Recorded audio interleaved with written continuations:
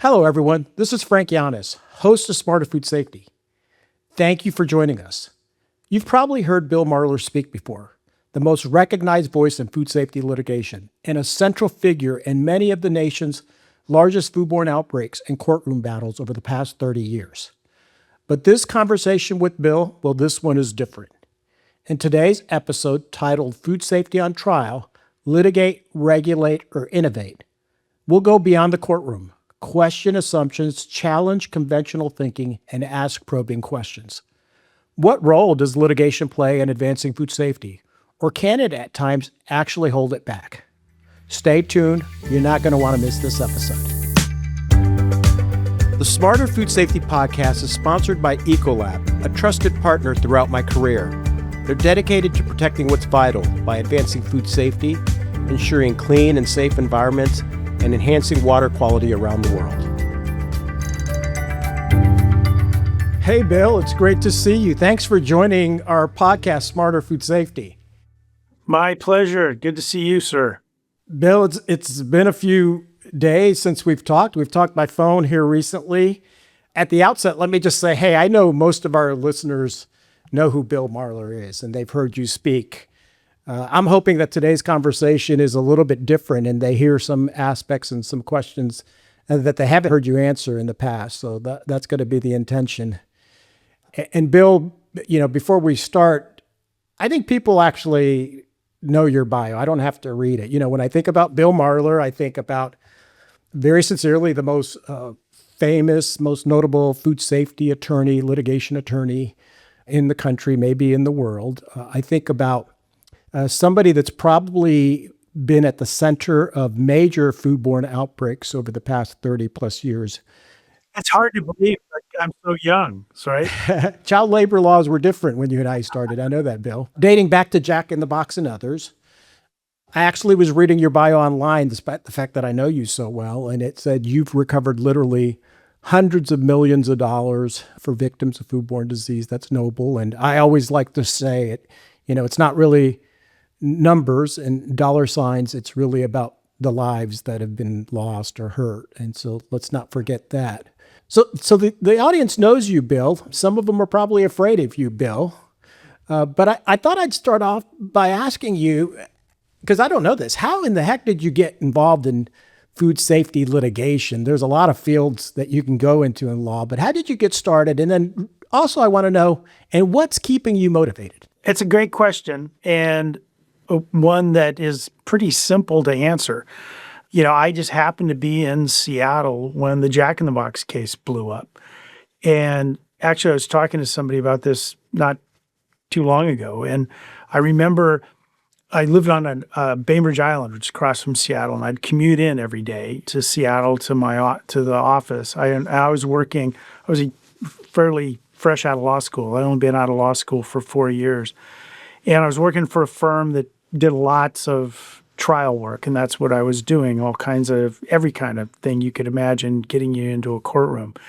And I had represented this woman and wound up helping her and not charging her. And, she went on her way. And about a year after that, the Jack in the Box case was blowing up in Seattle, and I got a call from her and saying, hey, I have a friend whose kid's in the hospital with this E. coli thing. And, I met that family and got back to the office, was one of the first lawyers to file a lawsuit, and then wound up essentially being the media face for the lawsuit side of things in Seattle. And they went from having one client to 10 clients to 100 clients to essentially leading the litigation nationwide, or in the Western United States where the cases were. So that was like, in this many respects, being in the wrong place at the right time or the right place at the wrong time.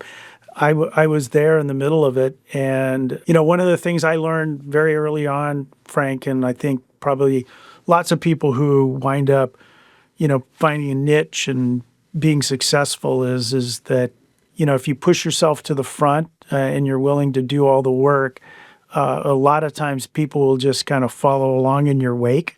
And that's exactly what happened in the Jack in the Box case. But so by the time the Jack in the Box case was winding down, there was no other lawyer in the United States who knew more about foodborne illness litigation and E. coli and that than myself and Bruce Clark, who was chief counsel for Jack in the Box at the time, and we formed Marler Clark shortly thereafter, and here we are today. Here you are today, 2026, Bill. And Bill, I'll kind of take you down memory lane. I don't know if you remember, you and I have known each other for a long time. I know we joked about how long we've been doing this, but all the way back to my early days working in the private sector, 20 years at Disney, 10 years at Walmart, then, almost 5 years in federal service. And, in the early days, we probably didn't talk too much. You actually sued some of the companies that I worked for, and there might have been a little bit of tension there. And I remember one time inviting you. I now invite you regularly. You helped me teach a course at Michigan State University, and you referred to me as a frenemy. So, I don't know if you remember that. I do. It was the first time I heard that word. I said, okay. But now I can say I think we're respected colleagues and friends. But I share that, Bill, because I think society is so polarized. I've seen you have a way of doing that. You sue companies, but yet you can develop respectful and cordial relationships with people in the industry. How do you do that? Yeah. So let me be super honest with you, and I think it probably helps understand, who I am and why I do what I do. Because as I not only sue companies, but I've traveled all over the world, suggesting, in speeches, in many, many corners, and many times I bump into you. And it's really, my thing is like, put me out of business and why it's a bad idea to poison your customers. And, I've been doing that for a long time. And I think that's a sort of an abnormal or certainly not normal thing that you would expect from a lawyer. And I think it's, I'll be candid with you as to why I did that. And I think it was really shortly after the Odwalla E. coli outbreak, because kind of on the heels of Jack in the Box, there was Odwalla. And I kind of came to the realization, and I represented a bunch of little kids who'd gotten HUS and, I just felt like I thought that suing companies and making them financially accountable would start to change people's behavior. And it didn't do it fast enough. It didn't do it in a way that would get past the I hate lawyers, oh, they're greedy ambulance chasers.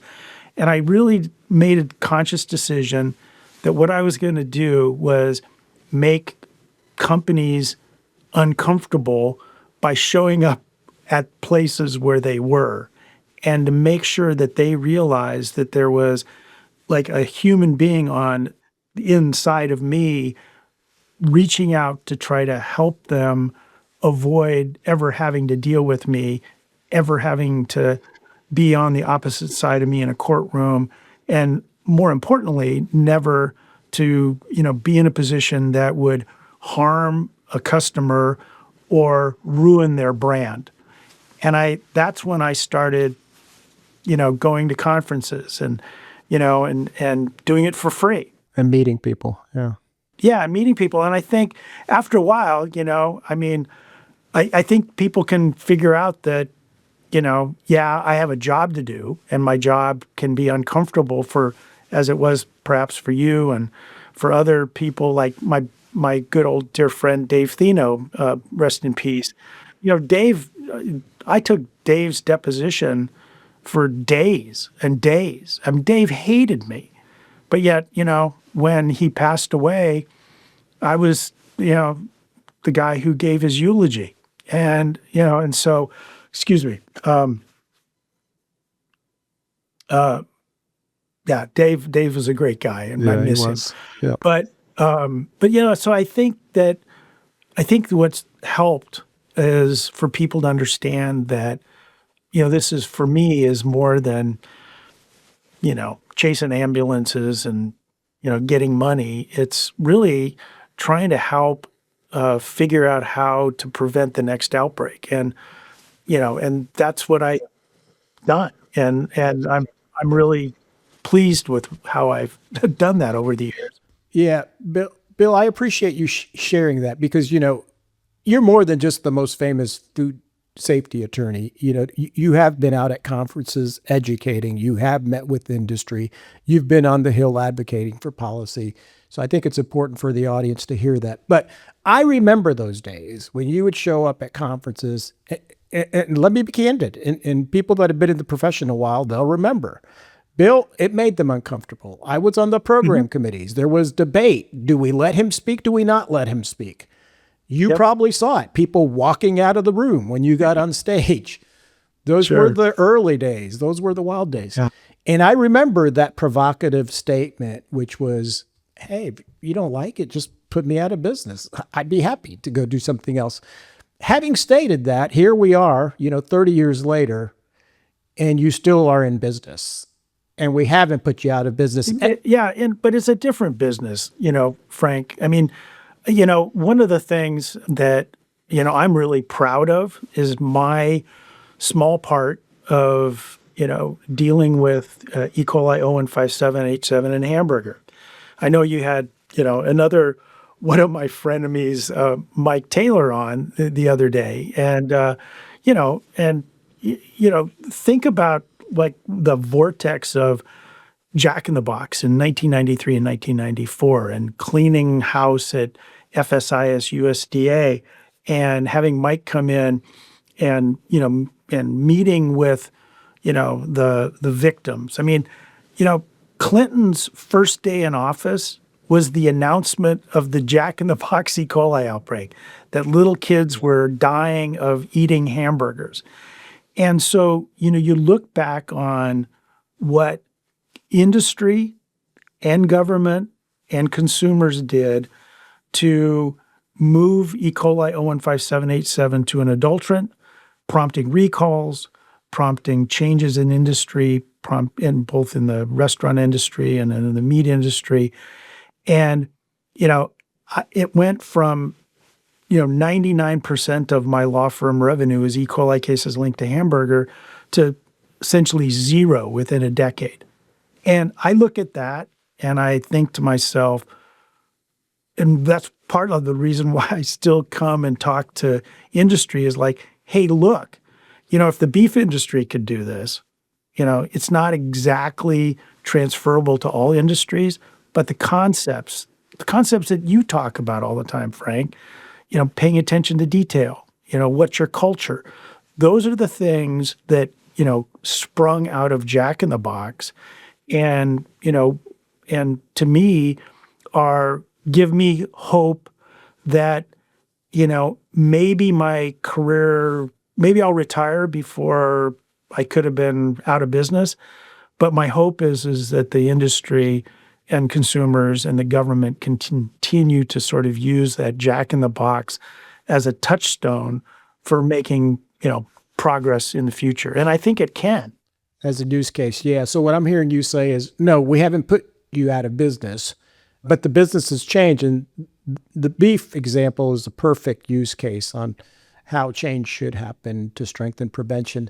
So Bill, today's podcast was titled, Food Safety on Trial: Regulation, Innovation, or Litigation. Those are three broad themes. Now, I think you'll agree with me, for a nation to have a good food safety system, the foundation is good public health surveillance. So our ability to detect foodborne illnesses, and you've been there at the forefront, saw how pulse field gel electrophoresis and whole genome sequencing has been game-changing.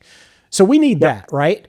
But then after you have great surveillance and transparency so that we make the invisible visible, then food safety professionals like to pull on a few levers. There's the lever of regulation. We'll create rules that'll prevent bad things from happening because we've learned, or we'll create innovations like beef carcass pasteurization, or there's the role of litigation. If you think about those three, now they're all important, but if you think about those three, innovation, regulation, and litigation, it may be an unfair question, but how would you rank them? What do you think has driven the biggest change? I actually think science has moved the needle the most. I think like whole genome sequencing, I think that has, changed it primarily because it's harder for a company to say it wasn't us or we didn't do it or, if they got it wrong when you're staring at, a genomic tree with, 100 people on it and your product sitting right there in the middle. It's a much more difficult thing to kind of sweep that under the rug. I mean, one of the things, I think that public health is like the linchpin for making long-term changes in food safety. And the reason why is we want to create, what we want to do is, it's not like we want to try to find more people that are sick, but one of the things that a problem with food safety generally is attribution of illnesses to a particular food product. I mean, most cases go unattributed to a particular food. Most outbreaks are never figured out. So, the better we get at public health and surveillance and attributing, illnesses to a particular product, and more importantly, and you and I've talked about this a lot, is being able to do that root cause analysis to get to what the heck happened, because that's how that's how we as humans eventually change our behavior. It may take us a couple of times getting hit in the side of the head, but eventually you go, oh, well, maybe we shouldn't, grow romaine lettuce near a cattle feedlot. Maybe we need to stop thinking about that. Or, maybe we do need to do more botulism testing in infant formula. I mean, there's things that we learn slowly over time, but it has a lot to do with surveillance. But let me tell you, I think, frankly, litigation is like way down the list of the things that I think are the most important thing.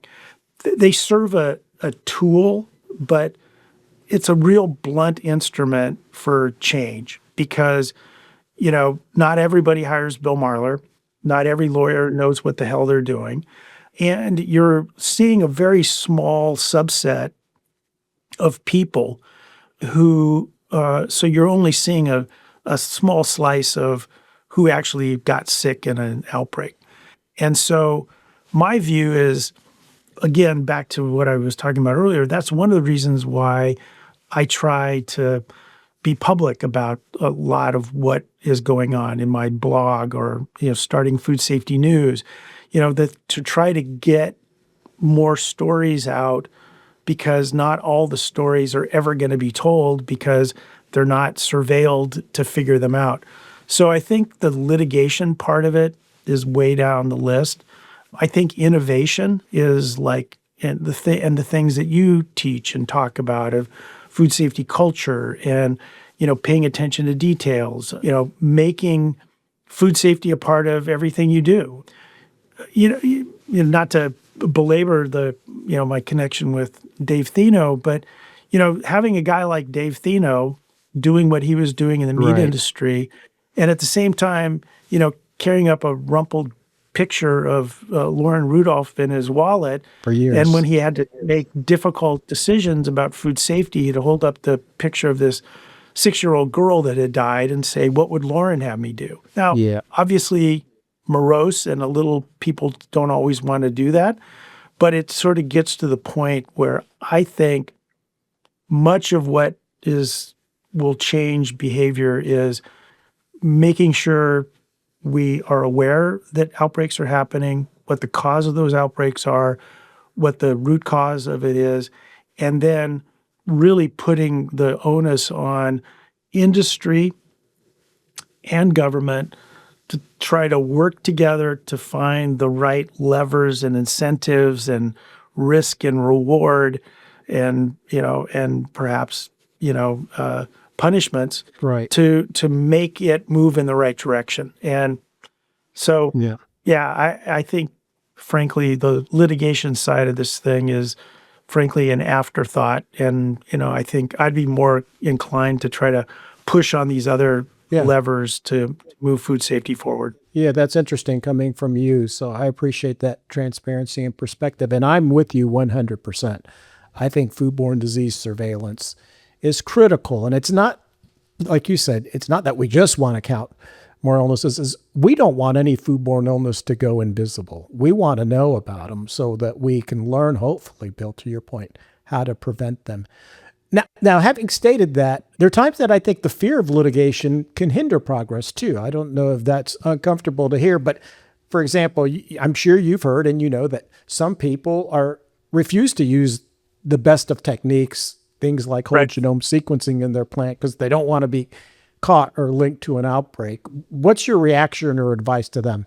Yeah, I mean, I've actually had this conversation a lot with Mike Taylor, and Mike has gone on to a graduate degree in divinity, and so I think it's been more of a existential discussion.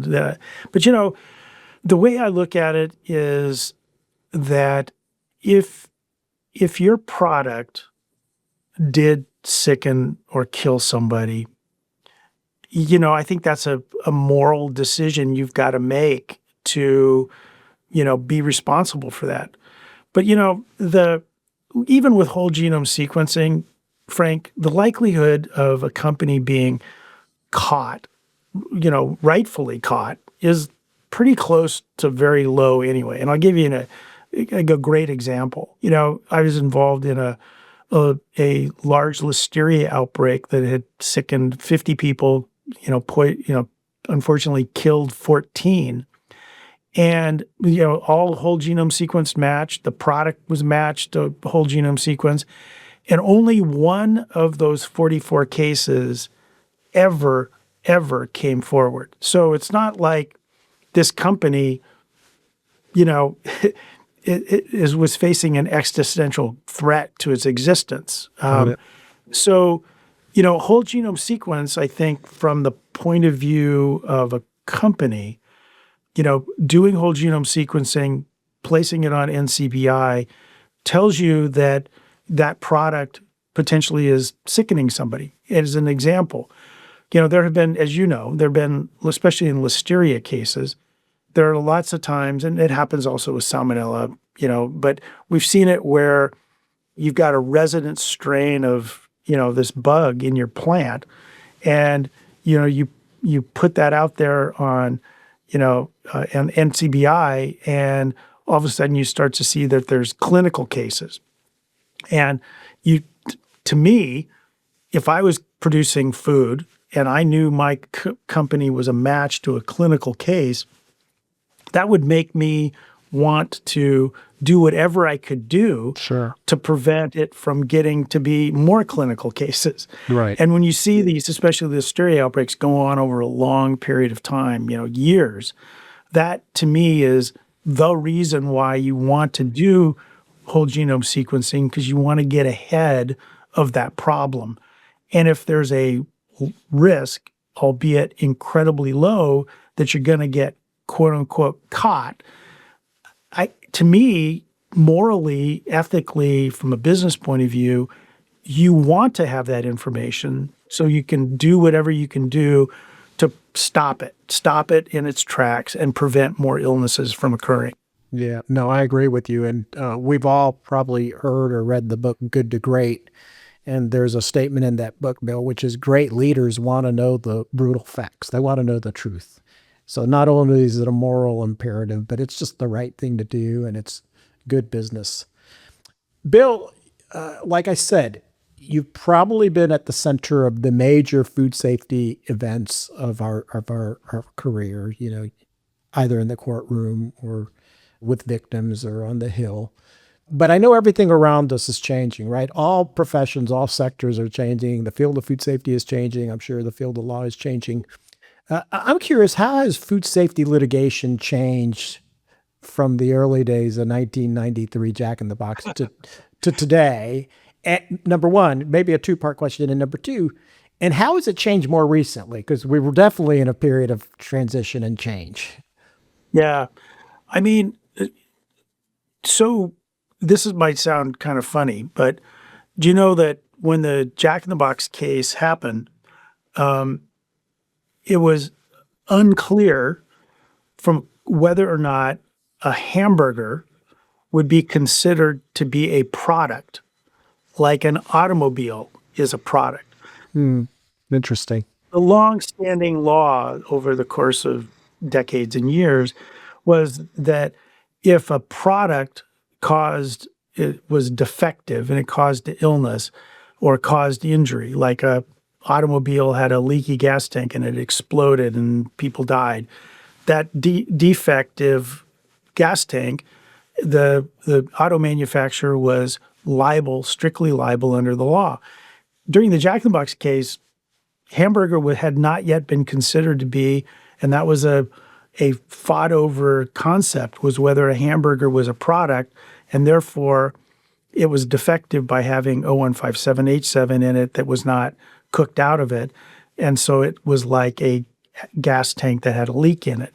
So that was a big shift. And then that has been the kind of the key to how litigation has occurred throughout the United States as it relates to food products. So if you're a manufacturer of a food product, you do something to it, like turn it into an automobile, turn it into a hamburger, turn it into a salad. Interesting. You're strictly liable under the law. So that didn't exist before I walked into a courtroom. And so where things have switched over time is that I think we have gotten better and better and better at scientific surveillance. So cases that may have made it into a courtroom in the 90s would never make it into the courtroom today because the technology exists to include and exclude cases. So if you are part of an outbreak of whole genome sequenced WGS cases and you're not, and your stool culture was not done, you weren't positive, the difficulty of having that case come forward, and making a claim has been changed a lot. So one of the things that has really happened in the litigation side of it, we've become more and more and more precise. That's good. When I have a case and I knock on your door, you've got a problem. It's not a question of, can you fight me on this? You're not. It's just not going to happen. It's not, you're not going to be able to successfully, beat that back. The big change from just some of the day-to-day stuff is, when I did the Jack in the Box case, the internet didn't exist. We would look at boxes and boxes and boxes of paper. Now it's all online. Okay. You can, have things, look at it. I still am an old school kind of guy, being an old guy, but I still like to look at paper. But that's been a big change. And I think AI is making that, right. More rapidly changing thing. And I know that that's going to be happening in the food safety space.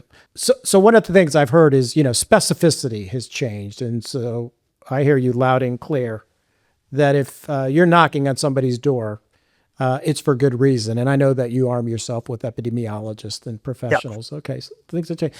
Are there any changes here most recently? There's a lot of conversation about the level of transparency in government and changes to, Food Net. I think, the whole COVID thing, made public health take a huge hit, and I think unnecessarily so.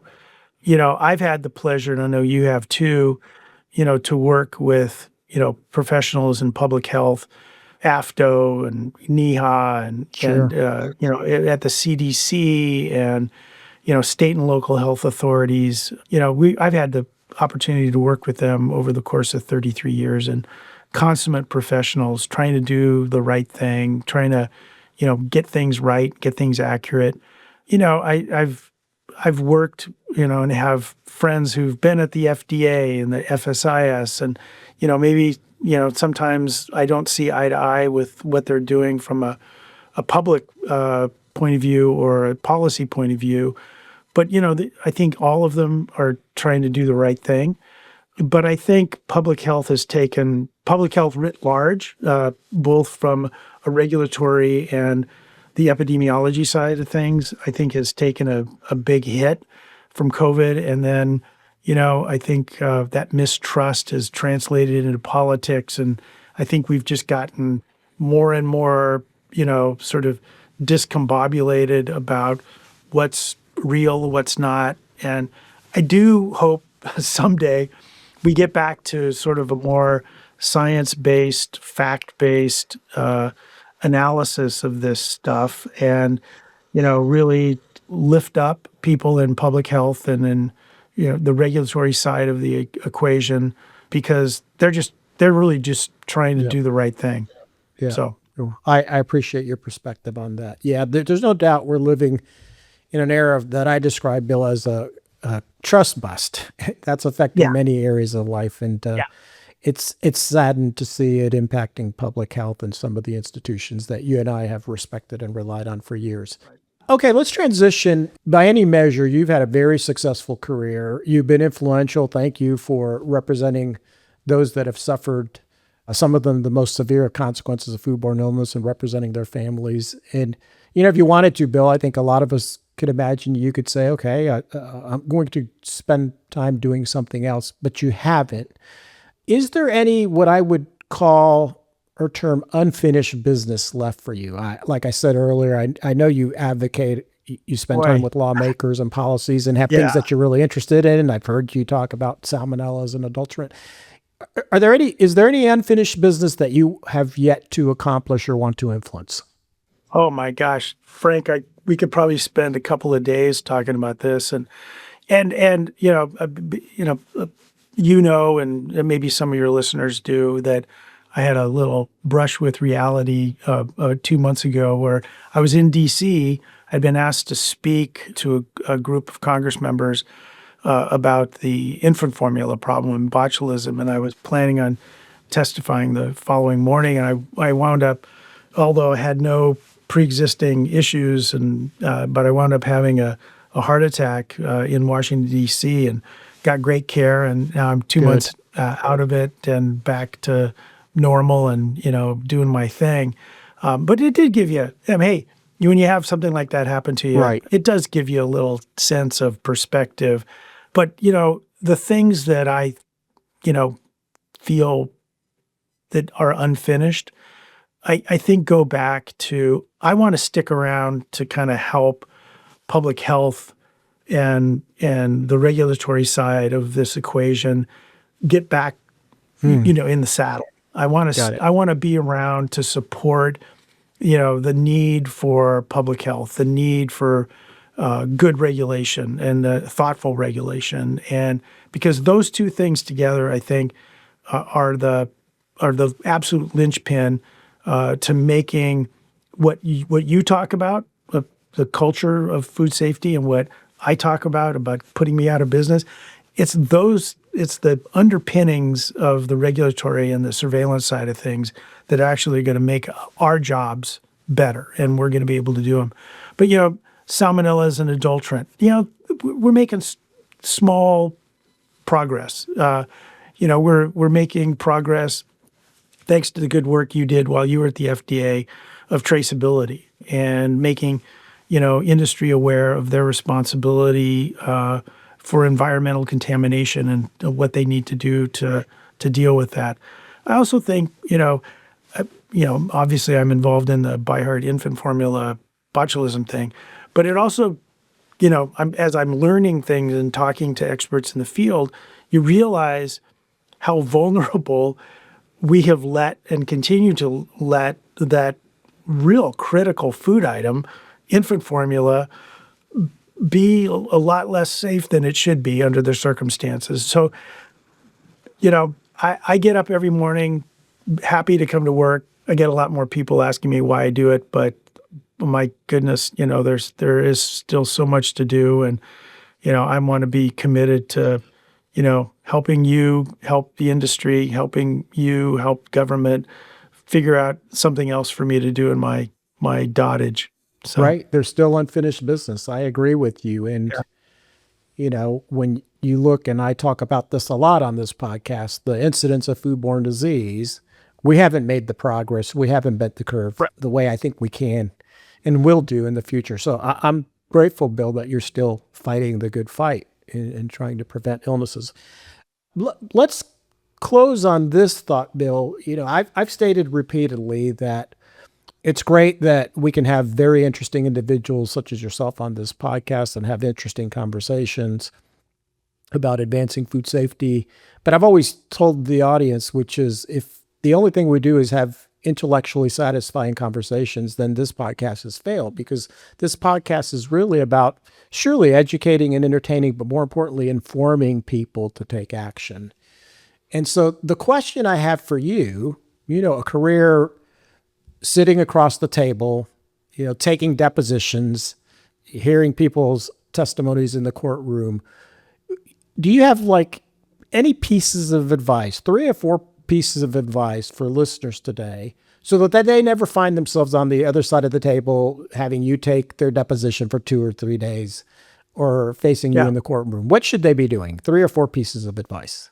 Yeah. And, I could almost put it down to one is there's a handful of authors, you being one of them, that has beat the drum on food safety culture, and I think of, Griffith from Wales, and others, I mean, there are people who beat that drum on food safety culture. I think if a lot more people not only read those books, but also lived it and walked the talk, and I would never see them. And it doesn't mean that weird mistakes don't happen, but I can tell you absolutely unequivocally, in almost 35 years of doing this kind of work, there's never been an outbreak that I've been involved in. There's never been, a terrible thing that has happened that if people weren't paying attention and they had that food safety culture, sort of in their bones, in their organization, and it was part of something they did every day, the likelihood of those outbreaks happening would have been greatly reduced. I can walk through every major, minor foodborne illness case I've been involved in and go, that's where they made the mistake. That's where they weren't paying attention. That's where they didn't have the right people in the right place. So I actually think, frankly, the thing is pay attention to Frank. Pay attention to food safety culture. That's really, to me, is like the touchstone of all of it. And if you think about it, it's pretty commonsensical. How do you avoid, having a problem? You think about what you're doing and you avoid doing things that could be problematic. The concepts behind HACCP are really the same things that are the concept behind a food safety culture. Right. Creating a place where you can limit human mistakes. Right. Because we're human. And so I actually think it's pretty easy, but it's, the devil's in the details. Right. It's the pressures that come in from all sorts of places, stock prices, investors, sales, the cost of business, the cost of, implementing food safety stuff. All of that is like extraneous things that you also have to deal with when you're creating a food safety culture. Yeah. Bill, I appreciate that. The way I interpret that is, food safety culture, and I agree with you, obviously, is foundational, right? Because, a culture, allows you to either make the right decisions or the wrong decisions. If you have a strong culture of food safety and respect for the individual and care about your customers, you'll hire talented individuals. You'll invest in the right intervention. So the prerequisite, number one, is work on having a strong food safety culture, is what I've heard you say. Number two is, you said HACCP. So HACCP, to me, is what you're saying is have the right experts so that you can do a good hazard analysis or risk assessments. Is CBOT a hazard and powdered infant formula? And not only that, go further than the hazard. is it a risk? Yeah, it's probably a low probability, high severity type risk. And you know what? Getting on airplanes is a low probability, high severity risk, and we expect airlines to take action. So, and then the third thing I heard you say is, the controls that then paying attention to the details and having the right controls to make sure that you cook those burgers at 155 or whatever your hazard and risk might be. So you're right, Bill. Sometimes it seems basic, but it's hard to do. But I hope that people just take pause and really pay attention to what you've said, because I think, Bill, we're so busy doing that sometimes we don't pause to think. Right. And sometimes it's just a reset to get some of these fundamentals or the basics in place. Bill, I have one question I've never asked you publicly, but I'll do it now. And I know you're not expecting it, but when I was I almost, Bill, wore a different shirt today. I generally try to show up somewhat respectful and dressed up, but I almost wore a T-shirt that you sent me. I don't know if you remember. It said, "Get the F out of the FDA." And you sent it to me when I was in federal service. That was not meant to be get Frank out of the FDA. Okay. That was the question I had, which was I never called you and asked you, why did you send me that T-shirt? But I was hoping it was food and not Frank. So thank you for answering that. No. It was shortly after the infant formula mess, that happened. And, there's all been discussions over the years about, a single food safety agency and where it should be and how it should be. And I think everyone agrees that, if we were creating a food safety agency today, we probably would not create it the way it's created now. Yeah. But, the fact of the matter is that, I think there are some structural things that really could be done in government that could help both on the regulatory surveillance side of things, and also to be more of an advocate and service to industry to help prevent foodborne illness outbreaks. And I think we the regulators, the government, have not made it easier. It's not necessarily user-friendly sometimes. Right, yeah. And I think that my idea of get the food out of the drugs and medical devices, really was a desire to get the focus on both, the human illnesses, but also, not only just bacteriological, but also on a bigger scale, human nutrition. Yeah. No. I knew it was well intended. Yeah. It's this idea I learned a long time ago that strategy precedes structure. And if the strategy is to have a unified approach to food safety in our nation, then, if we were designing it from scratch, we'd probably create a very different model. But Bill, thank you for taking time out of your busy day. Thank you for spending some time with us. More importantly, thank you for all that you're doing to advocate on behalf of those that are harmed, seriously harmed, made ill, even, died due to foodborne illnesses, and their caregivers and loved ones. And I hope that you continue to stay in the fight. And for all of those listening, I hope all of you work to put Bill Marler out of business. Thanks, Bill. Thanks, Frank. Good to see you again. All right, that's a wrap. I hope you enjoyed today's discussion as much as I did and found it useful. The next episode is already in queue, and it's yet another good one. In fact, we have a series of fascinating speakers and topics lined up for you. If you have ideas or suggestions, we'd love to hear them. If you haven't already, please subscribe now on YouTube, Spotify, or Apple Podcasts, and join us for these important conversations. Together, we're going to learn from one another and help create a safer, smarter food system that benefits food producers, regulators, but most importantly, all of our bosses, the consumer. Stay tuned. We'll talk soon. And until then, be safe.